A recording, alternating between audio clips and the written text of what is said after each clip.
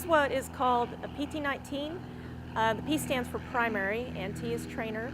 This very plane was used to train pilots for World War II. She rolled off the assembly line in 1942 and today looks brand new. We are very passionate about what we do.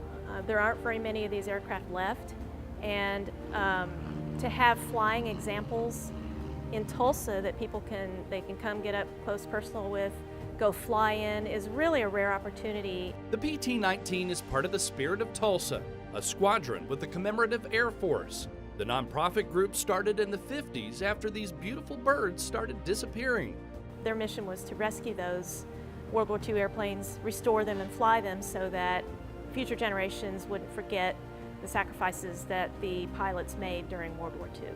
This open cockpit plane arrived in Tulsa during the 80s, and volunteers spent several years restoring her.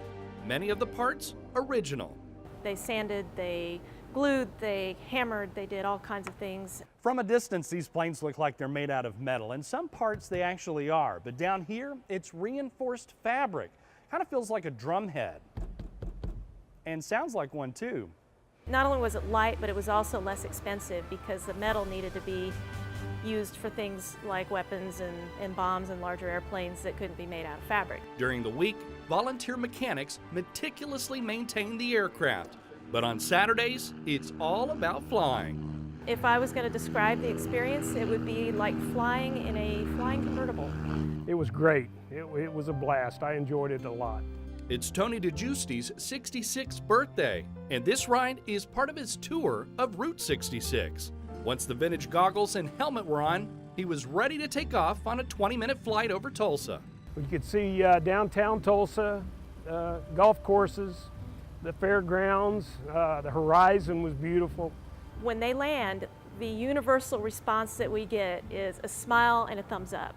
And that's exactly what we saw from Tony. Flights start at $150. You can book your seat and buy gift certificates online for this plane or the Stinson 108, which can hold 3 passengers. Before the war, it was used for fun. And then once the war happened, an organization called the Civil Air Patrol started asking people to use their airplanes as sub-hunters. So the Stinson Voyager would fly up and down the coast looking for German submarines. One day, there will be a 3rd aircraft added to the fleet, and there's no doubt when this PT-26 is finished, she'll be just as pretty as the other gals in the hangar. You gonna be doing it again? Yes, I will. Yes, I will. At Jones Riverside Airport in Tulsa, I'm Jason Grubbs for Discover Oklahoma.